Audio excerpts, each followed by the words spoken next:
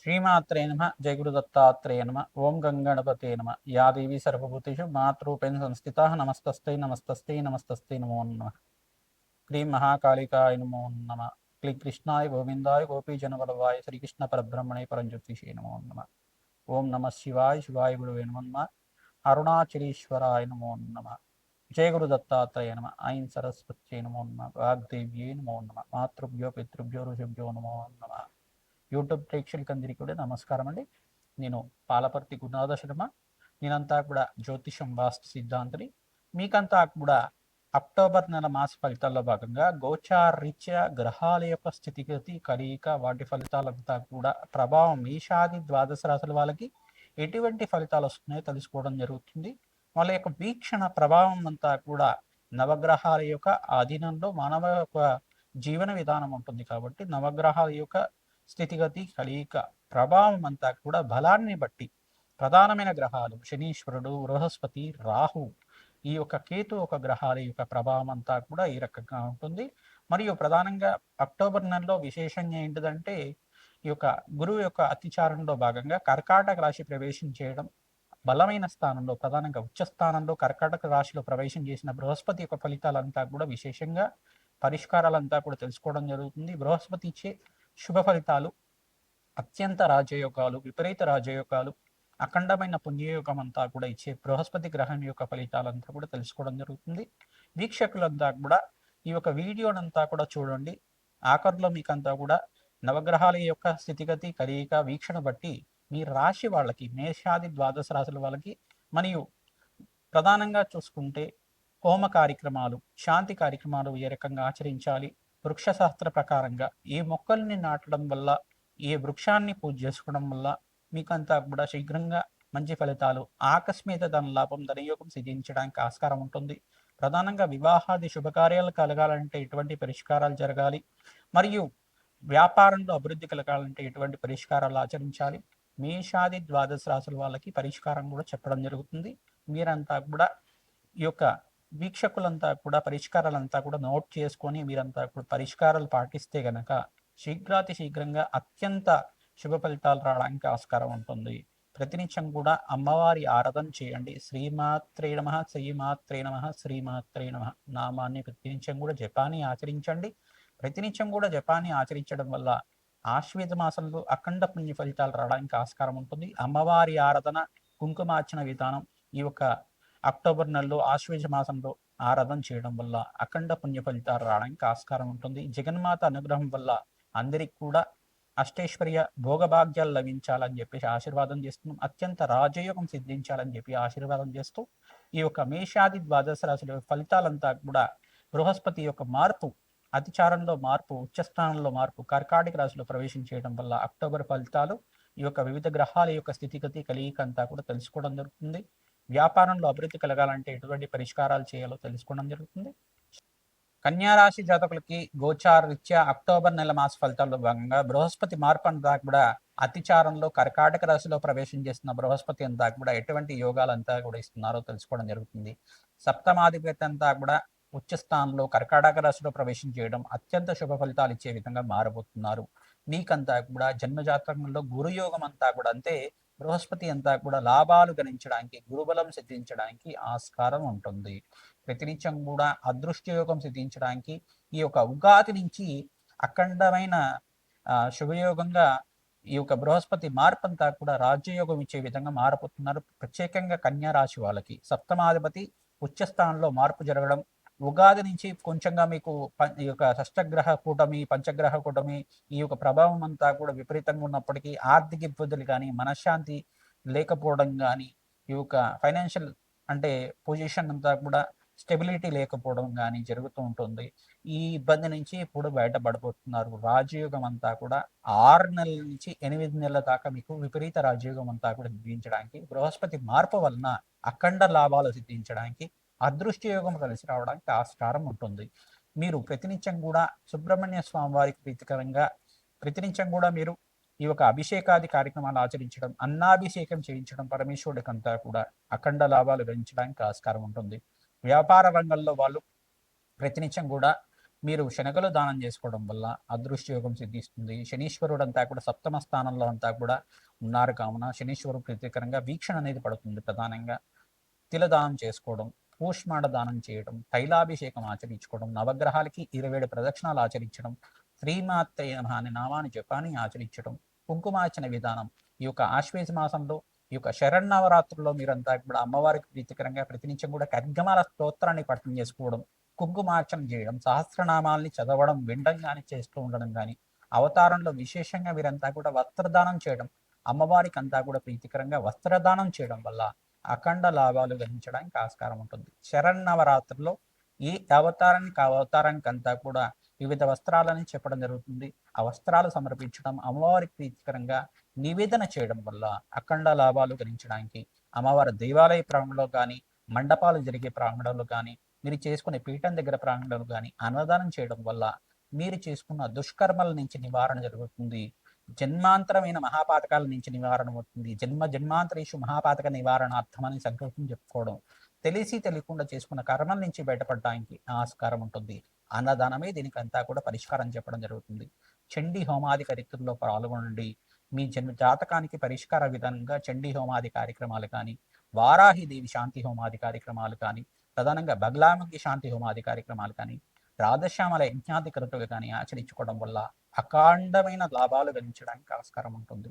విపరీత రాజయోగం సిద్ధించడానికి, జగన్మాత అనుగ్రహం వల్ల ఆకస్మిక లాభం సిద్ధించడానికి, మీకంతా కూడా రాజయోగం సిద్ధించడానికి ఆస్కారం ఉంటుంది.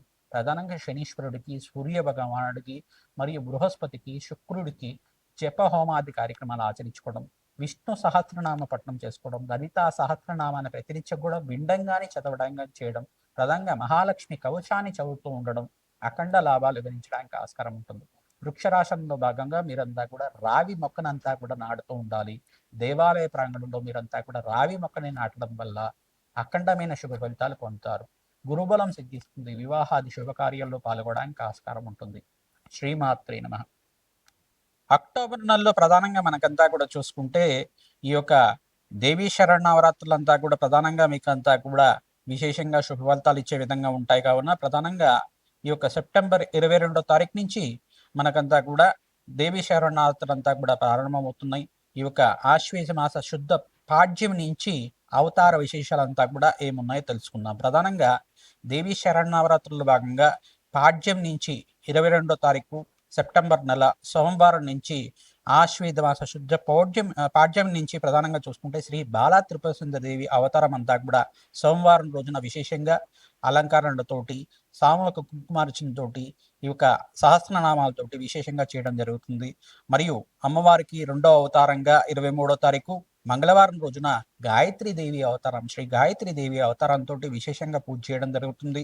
మరియు 24వ తారీఖున ప్రధానంగా బుధవారం రోజున అన్నపూర్ణాదేవి అవతారం, ప్రధానంగా ఈ యొక్క శాకంబర దేవి అవతారంగా చెప్పడం జరుగుతుంది. ఈ యొక్క కూరగాయలతోటి విశేషంగా అలంకరణ చేయడం, మంచి ఫలితాలు పొందుతూ ఉంటారు. ప్రధానంగా గురువారం రోజున 25వ తారీఖు రోజున ఈ యొక్క అవతారంలో అంతా కూడా చూసుకుంటే కాత్యాయని దేవి అవతారం అనేది చెప్పడం జరుగుతుంది. శుద్ధ చౌతి ఆ రోజున ప్రధానంగా చూసుకుంటే 4వ అవతారంగా కాత్యాయని దేవి అవతారం. ఈ దసరా నవరాత్రుల్లో ప్రధానంగా దేవి నవరాత్రుల్లో అంతా కూడా చూసుకుంటే 11 అవతారాలు వస్తాయి. ఈసారి మనకంతా కూడా చూసుకుంటే కనుక ఒక అవతారం పెరిగింది, అదే కాత్యాయని అవతారం అని చెప్పేసి అంటారు. ప్రధానంగా 26వ తారీఖు ఈ యొక్క శుక్రవారం రోజున ఆశ్వేద శుద్ధ పంచమి ఆ రోజున అంతా కూడా చూసుకుంటే చవితి పంచమి అంతా కూడా చూసుకుంటే ఈ యొక్క మహాలక్ష్మి అవతారం అంతా కూడా చేసుకోవడం జరుగుతుంది. శుక్రవారం రోజున మహాలక్ష్మీదేవి అవతారం, మరియు ఇక్కడ శనివారం రోజున పంచమి తిథి అంతా కూడా లలితా త్రిపుర దేవి అవతారం అంతా కూడా 27వ తారీఖునంతా కూడా చేసుకోవడం జరుగుతుంది.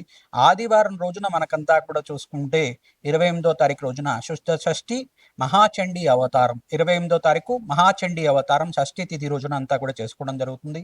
ఇప్పుడు మళ్ళీ ప్రధానంగా చూసుకోవాల్సింది ఏంటిదంటే మూలా నక్షత్రయుక్తంగా సరస్వదేవి అవతారం అంతా కూడా 29వ తారీఖు రోజున చేసుకోవడం జరుగుతుంది. మూలా నక్షత్రం ఉన్న సమయంలో సరస్వదేవి అవతారం వచ్చే విధంగా అందరూ కూడా చేసుకుంటూ ఉంటారు. సరస్వదేవి అవతారంలో ప్రధానంగా చూసుకుంటే ఈ యొక్క పుస్తక పూజ అనేది చేసుకోవడం జరుగుతుంది. ప్రధానంగా సరస్వదేవి పూజ బాలులతోటి ప్రధానంగా ఈ యొక్క విశేషమైన స్తోత్ర పఠనం అంతా కూడా చేయించడం, ఈ యొక్క పుస్తక వితరణ అంతా కూడా చేయడం అనేది చేస్తూ ఉంటారు. ప్రధానంగా సామూహికంగా పిల్లలతోటి విశేషంగా గురు కటాక్షం లభించాలి, ఈ యొక్క సరస్వతి కటాక్షం లభించాలి, విద్యలో మంచి ఉన్నతమైన ఉత్తీర్ణత లభించాలని చెప్పేసి పూజ చేయించడం జరుగుతూ ఉంటుంది. పిల్లలకంతా కూడా పుస్తక వితరణ చేయడం వల్ల అఖండమైన విజయాలు లభించడానికి, సరస్వతి కటాక్షం లభించడానికి ఆస్కారం ఉంటుంది. ప్రధానంగా ఈ యొక్క సప్తమి తిథి రోజున మూలా నక్షత్రం సంభవించింది. సరస్వతిదేవి అవతారం రోజున అమ్మవారికి విశేషంగా అంతా కూడా అలంకరణ చేయడం, అమ్మవారికి కుంకుమార్చన అంతా కూడా ఆచరించడం అనేది చేస్తూ ఉంటారు. ప్రధానంగా మంగళవారం రోజున అంతా కూడా శుద్ధ అష్టమి, దుర్గాష్టమి అంతా కూడా ఈ యొక్క 30 తారీఖు రోజున అంతా కూడా సంభవించింది. దుర్గాదేవి అవతార రూపంలో అంతా కూడా అష్టమి తిథి రోజున అంతా కూడా చేస్తూ ఉంటారు.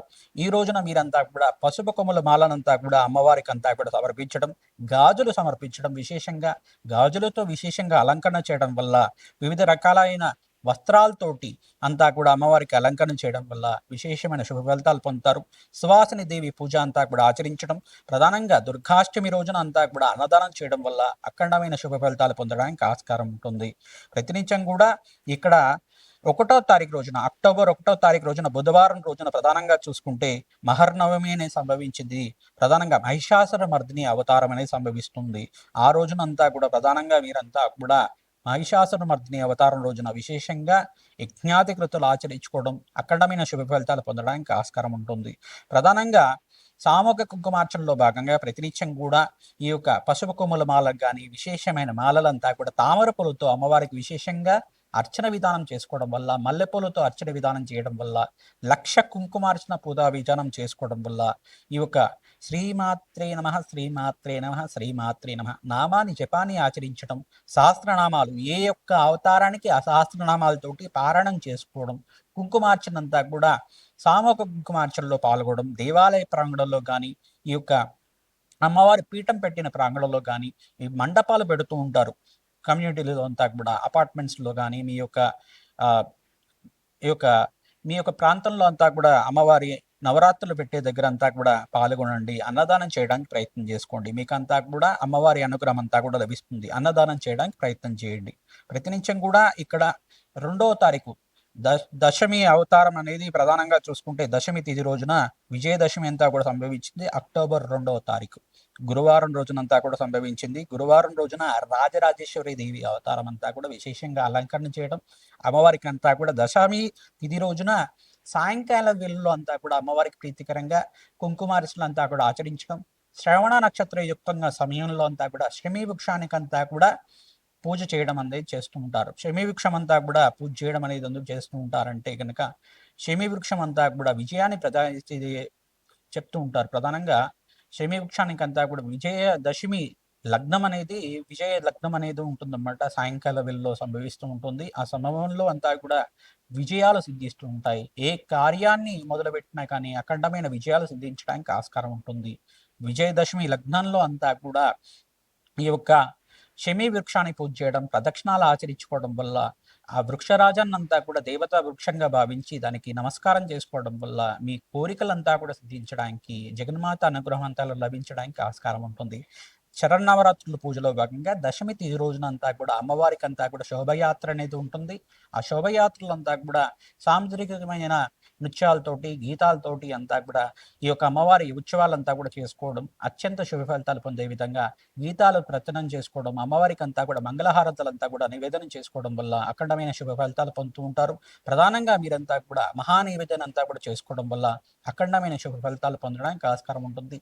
దేవీ నవరాత్రుల్లో మీరంతా కూడా మహిళలు విశేషంగా పాల్గొనడం, అమ్మవారికి వస్త్రాలు సమర్పించడం, అలంకరణ నిమిత్తం అంతా కూడా మీరంతా కూడా అమ్మవారికి విశేషమైన అలంకరణ అంతా కూడా చేయించడం అనేది చేసుకోవడం వల్ల అఖండమైన శుభ ఫలితాలు వస్తూ ఉంటాయి. మీ దేవాలయ ప్రాంగణంలో కానీ, మండపాలు జరిగే ప్రాంగణంలో కానీ ఈ యొక్క సహస్రనామార్చన, కుంకుమార్చన విధానం కానీ, పారాయణంలో కానీ విశేషంగా పాల్గొనండి. జగన్మాత అనుగ్రహం వల్ల శీఘ్రంగా మీ మనోవాంఛలంతా కూడా తీరడానికి ఆస్కారం ఉంటుంది. అమ్మవారికి ప్రీతికరంగా భక్తులకంతా కూడా అన్నదానం చేయడం వల్ల విశేషమైన శుభ ఫలితాలు పొందడానికి ఆస్కారం ఉంటుంది. వస్త్రదానం చేయడం వల్ల అఖండమైన సంఘంలో కీర్తి ప్రతిష్టలు పెరగడానికి, మంచి పేరు లభించడానికి ఆస్కారం ఉంటుంది. అదృష్టమైన జీవితం జీవించడానికి, ఆకస్మిక ధనలాభం, ధనయోగం సిద్ధించడానికి ఆస్కారం ఉంటుంది. ప్రతినిత్యం కూడా మహాలక్ష్మి కవచాన్ని పారాయణం చేసుకోవడం. ఇక్కడ చూసుకుంటే ప్రధానంగా వీరంతా కూడా అమ్మవారి ప్రీతికరంగా ఖడ్గమాల స్తోత్రాన్ని ప్రతినిత్యం కూడా పారాయణం చేసుకోవడం వల్ల విశేషణ లాభాలు గణించడానికి ఆస్కారం ఉంటుంది.